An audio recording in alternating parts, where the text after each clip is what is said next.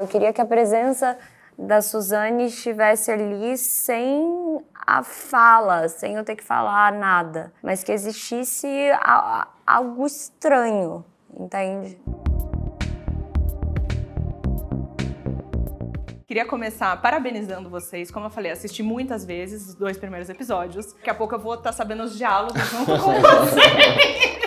Tá muito bom. Acho que essa série vai levantar o sarrafo de produções originais brasileiras e especialmente de true crime. E uma coisa que tem chamado muito a minha atenção na internet é que as pessoas estão assim vidradas, obcecadas em fazer comparações de vocês, falando da caracterização e tudo mais. Então queria que vocês me contassem um pouco, né, como que foi essa parte de trazer trejeitos pra esses personagens, caracterizar fisicamente, mas também trazer cacos. E lembrando, né, que a gente tá falando de crimes, de coisas assim que são muito sérias, então vocês têm que dosar ali um tanto de até onde vocês vão trazer. Poder colocar a nossa marquinha, né? Se a gente tá construindo um personagem, nós fomos as pessoas escolhidas pra interpretar esses personagens. Isso tem algum motivo. Que aí tem que perguntar pra Vera. Mas por que é a Marina que está fazendo a Suzane, a Letícia que está fazendo o Sandrão, eu que estou fazendo a Elise? Então, uma vez que a gente pesquisa quem são essas pessoas da vida real e a gente constrói a personagem, a gente quer também ter uma liberdade criativa, né?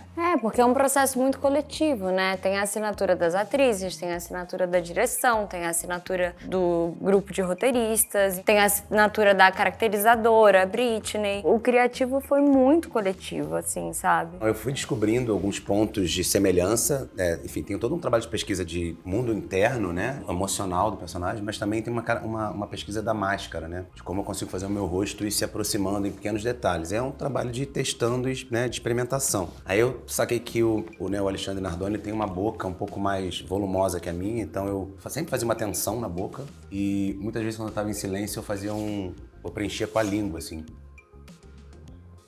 Às vezes eu esquecia, a Bianca fala, linguinha. Por isso ficava aquele bocãozão, assim, ficava um negócio... E teve outro detalhe que foi do olho, que eu também percebi que eu tenho uma característica que quando eu abaixo aqui, facilmente aparece o branco do meu olho. E o Alexandre Nardoni também tem essa característica. Então eu fiz tudo aqui, quase a série inteira, fazia sempre buscando esse ângulo. E meu caminho foi pela voz, assim, dela, que eu acho que ela tem uma voz muito peculiar. Um sotaque também, né, morava em Guarulhos, ali um pouquinho de interior também de São Paulo, que vinha nos R's. E uma coisa, como ela guarda um segredo, eu acho que tem algo ali que ela retém e de repente ela solta. E às vezes vem de um grave para um agudo, assim. E esse ritmo que eu fui imprimindo e foi assim que eu entrei um pouco na caracterização. Aí veio o corpo, veio o olhar, mas a voz foi o ponto. Não, assim, e passarinhos me contaram que você viu, assim... Passarinhos, eu amo vozes, gente. Juro que não foi no CAPS. Juro, eu juro. Me contaram que, assim, você viu muitas e muitas e muitas entrevistas dela e quando você chegou na audição foi um negócio, assim, meio arrebatador, né? Que era tipo, gente, é ela, né? Foi um negócio... Não, na verdade eu vi muitas e muitas vezes a única entrevista que tinha do Fantástico. Eu acho que foi aí que porque ela não fala muito com a imprensa.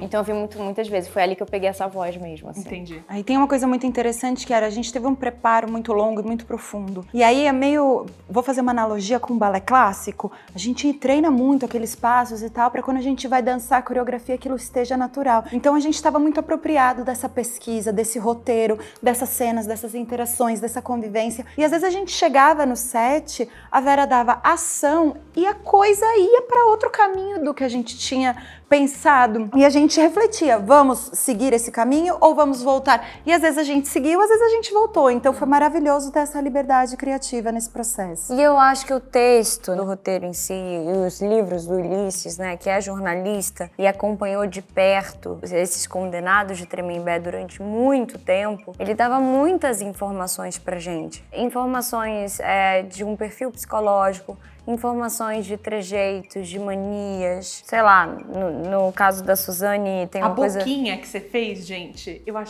tava achando muito bom. Eu olhava, psicopata. Na hora que... Eu ia fazendo juízo de valor, jornalista não fala, já fiz.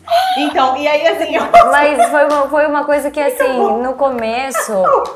Tá olhando com uma cara de tá cancelado em nome de Ele é Jesus. maravilhoso. A caracterização pra mim era uma coisa que eu tava, não é preocupada, mas era uma questão de atenção pra mim, assim. E que a Britney é maravilhosa, ela é muito genial e muito generosa também na escuta, na troca.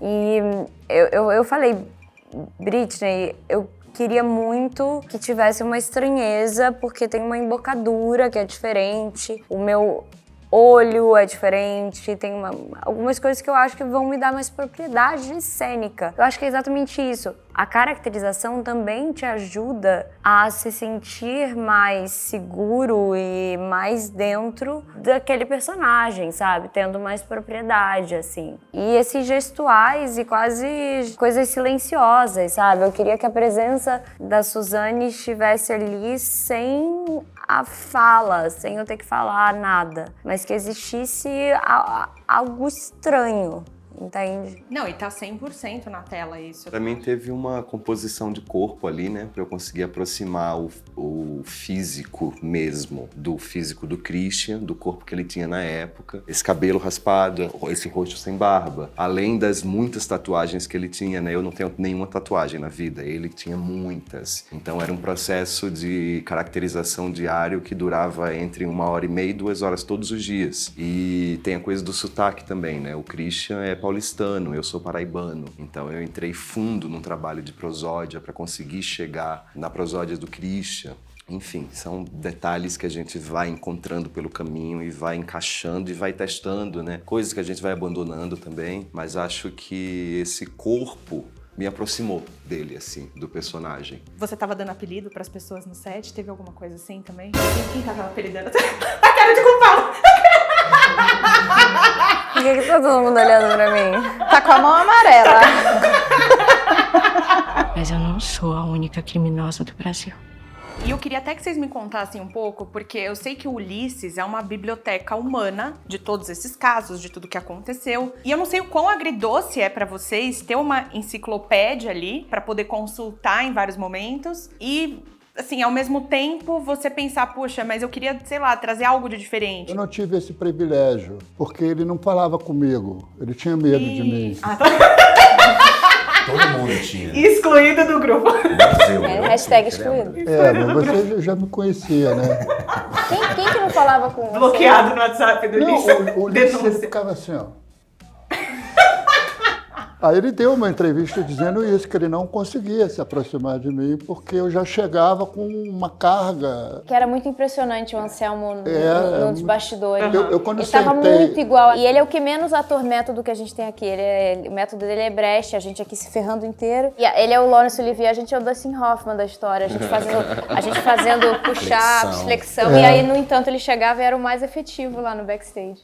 Porque, assim, tem uma história que eu acho que ilustra muito isso, assim, né? O Dustin Hoffman chegou pro Laurence Olivier e chamou ele para ir no Central Park para fazer um filme chamado Maratona. Ele estava 8 dias no Central Park, vivendo Correndo. ali, como mendigo e tal, parará. E aí o Dustin Hoffman falou assim, e aí, Mr. Laurence, o que o senhor achou? Ele falou assim, eu estou muito impressionado, mas eu prefiro representar.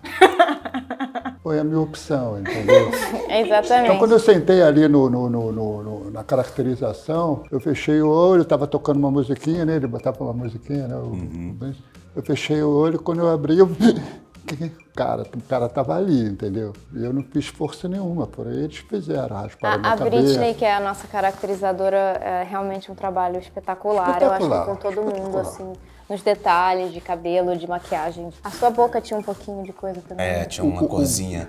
E a escalação, né? Acho que a direção de elenco também da Ana Luísa. Ana Luísa, acho que eles foram muito precisos, assim. Muita sensibilidade, muito, né? Pra encontrar cada pessoa, porque você olha e você fala, cara, sim, Foi dá muito pra acertado, acreditar que né? esses Foi personagens existem. Tem uma qualidade na nossa série que me impressiona profundamente, assim, porque como a Bianca falou, os americanos eles estão muito no truque. Então, por exemplo, Prison Break, aí tem o psicopata que fica assim. A Letícia E a nossa faz isso. série é honesta. Entendeu? A Letícia faz a linguinha, cara. Faz isso? Ela faz na entrada dela. Não, é só uma vez. Provoca, Mas é bem brasileiro o jeito dela. Ela só faz uma vez, é uma brincadeira. vez só, Não, você tá certo, Anselma, que ela só faz uma vez. Porque não podia perder a piada, cara.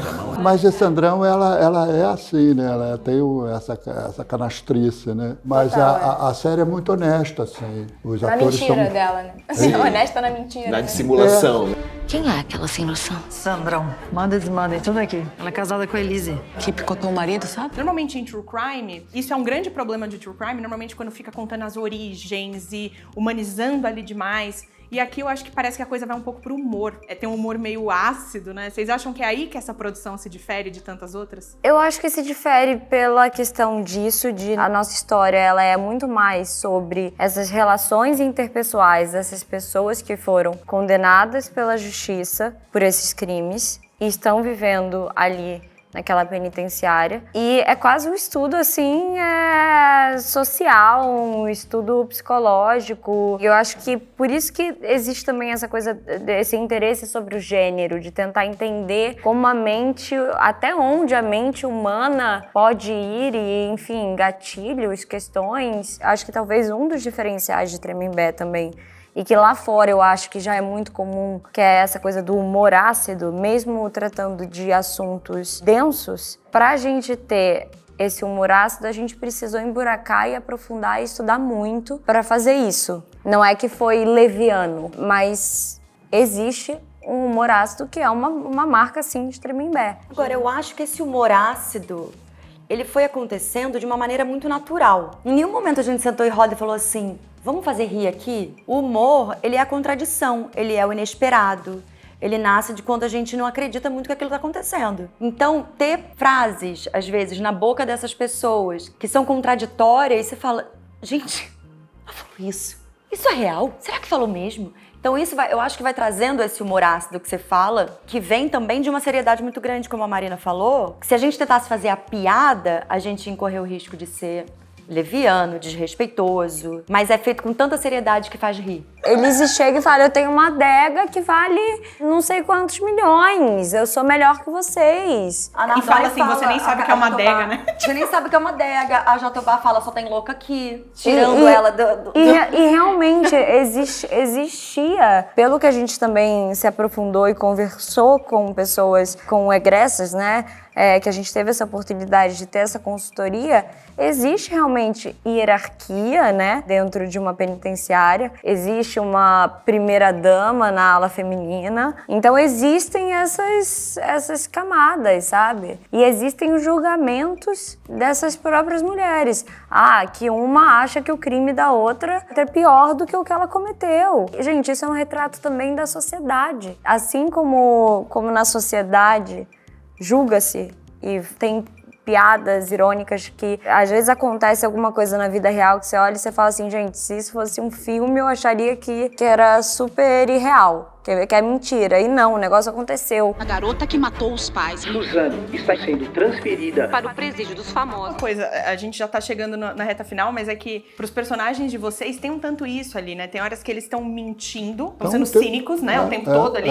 Só que vocês têm que acreditar naquele cinismo, assim, deve ser um desafio tremendo, Porque né? eles acreditam na própria mentira, o Dr. Roger, ele diz que as mulheres eram consensuais. Ele acredita nisso. Não, e eles mentem tanto Ele acha que que ele fez eles um embarcam bem. na própria mentira. Esses dois aqui, gente, o Nardone e a Carol são, assim, os reis, o rei e a rainha da grande Mas eu fiz o tempo inteiro simulação é verdade, dos eu fatos, acreditando né? naquilo, eu não estava fazendo nada mentindo, não, eu estava fazendo Só ele me chama de Carol.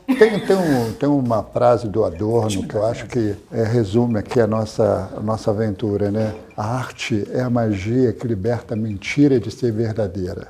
Olha aí. E assim encerramos, porque daqui a pouco vamos limar das falas. Obrigada! Alguém toma nota das frases? Né? Cara, e ele é uma frase pra cada um, cara. Adorei. Gente, o tempo, super estourou, mas vocês são incríveis. Obrigada. Obrigada. Eu achei que a pilota da cadeia não ficasse de castigo. Me enganei.